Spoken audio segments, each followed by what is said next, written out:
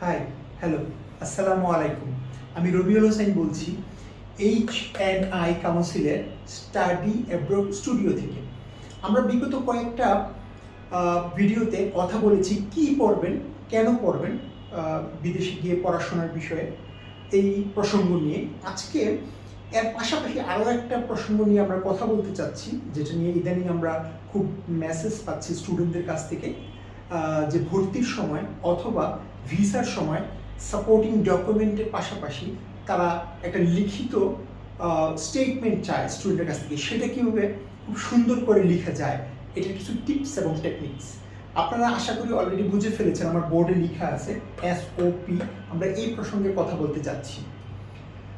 SOP ভর্তি থেকে শুরু করে ভিসা পর্যন্ত দুটো কাজের জন্যই খুবই গুরুত্বপূর্ণ। কেন? কারণ এই SOP হচ্ছে একটা স্টেটমেন্ট, যার মূল ফর্ম হচ্ছে স্টেটমেন্ট অফ পারপাস। মানে আপনি কেন কোনো একটা কিছু করতে চাচ্ছেন সেটা সম্বন্ধে বুঝিয়ে বলাটাই হচ্ছে SOP। অনেকে SOP-কে বলে মোটিভেশন লেটার, আবার কেউ কেউ এটাকে কভার লেটার হিসেবে উল্লেখ করে। দেখা যায় যে ভিসা অ্যাপ্লিকেশনের সময় কভার লেটারটা তারা অ্যাপ্লিকেশনের সাথে দিচ্ছে, সেখানে এনক্লোজার করে দিচ্ছে যে কী কী ডকুমেন্টস তারা প্রোভাইড করতেছে ভিসা অ্যাপ্লিকেশনের সাথে। সেই সেন্সে কভার লেটারও হিসাবেও এটা বলা যায়। এনিহাও SOP নামে এটা বেশি পরিচিত স্টুডেন্টদের মধ্যে।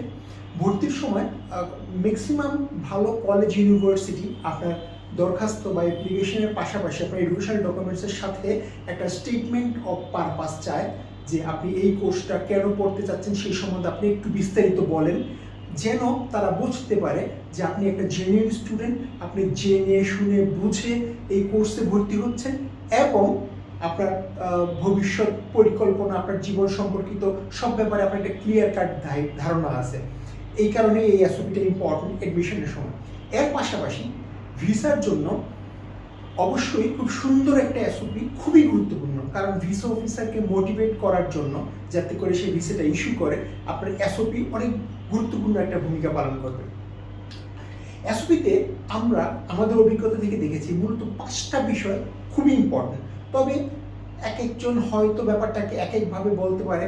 সেই ক্ষেত্রে হয়তো কেউ আরও কম পয়েন্ট বা কেউ আরও 2-একটা পয়েন্ট বেশি উল্লেখ করার জন্য ছাত্রছাত্রীদের উপদেশ দিতে পারে। তো আমি আমার অভিজ্ঞতা থেকে 5টা পয়েন্ট খুঁজে পেয়েছি যা SOP-তে উল্লেখ থাকা খুবই জরুরি। আর SOP-র সাইজ নিয়ে যদি কথা বলেন, তাহলে আমি মনে করি SOP স্ট্যান্ডার্ড 1 পেজের হওয়াটাই সুন্দর। কখনো কখনো 1 পেজের চেয়ে একটু বেশি, 1.5 পেজ 2 পেজও হতে পারে SOP। তবে কখনোই বাহুল্য কথা যাতে SOP-তে না থাকে। তাহলে কি থাকবে SOP-তে? SOP-তে মূলত থাকা উচিত নাম্বার 1 ইন্ট্রোডাকশন, আপনার নিজের সম্বন্ধে একটা বর্ণনা। আপনি আগে কি করেছেন, আপনি আপনার প্রিভিয়াস পড়াশোনা কি ছিল, এই সম্পর্কে আপনি আপনাকে নিজেকে একটু ইন্ট্রোডিউস করলেন। যার কাছে আপনার SOP-টা যাচ্ছে সে যেন প্রথম প্যারাটা পড়ে আপনার সম্বন্ধে একটা আইডিয়া পায়। এই জন্যই ইন্ট্রোডাকশন প্রথমে থাকা উচিত।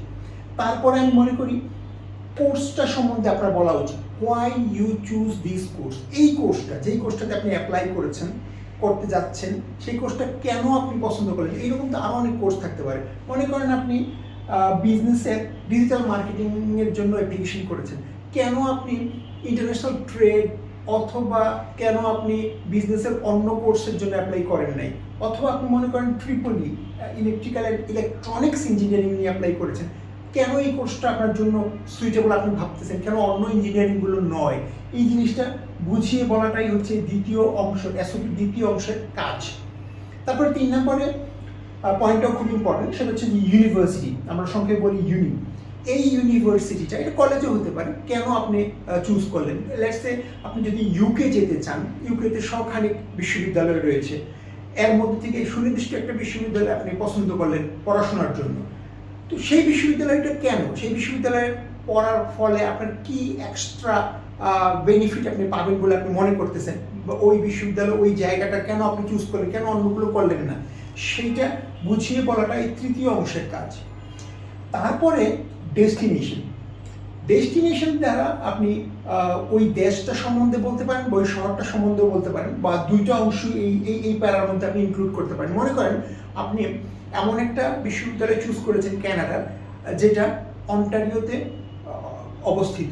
তো তো কেন আপনি কানাডা চুজ করলেন, কেন আপনি অস্ট্রেলিয়া ইউকে চুজ করলেন না, আর কেনই বা আপনি অন্টারিও চুজ করলেন, কেন আপনি ব্রিটিশ কলম্বিয়া বা সাসকেচুয়া চুজ করলেন না? এই জিনিসটা বুঝিয়ে বলা হবে চতুর্থ অংশের কাজ। এবং এই জিনিসগুলো মুখস্থ আপনার গুগল থেকে সার্চ করে দেখে লিখে দেওয়া না, নিজে একটু জেনে বুঝে একটু রিসার্চ করে আপনি এই পয়েন্টসগুলোর অ্যান্সার দিয়েছেন, এটা যাতে পড়ে মনে হয়, কোনো কপি পেস্ট না, এটা আপনার নিজের জ্ঞানের পরিধির ভিতর থেকে এই তথ্যগুলো আসছে, সেটা যে পড়বে তার যেন ফিল হয়।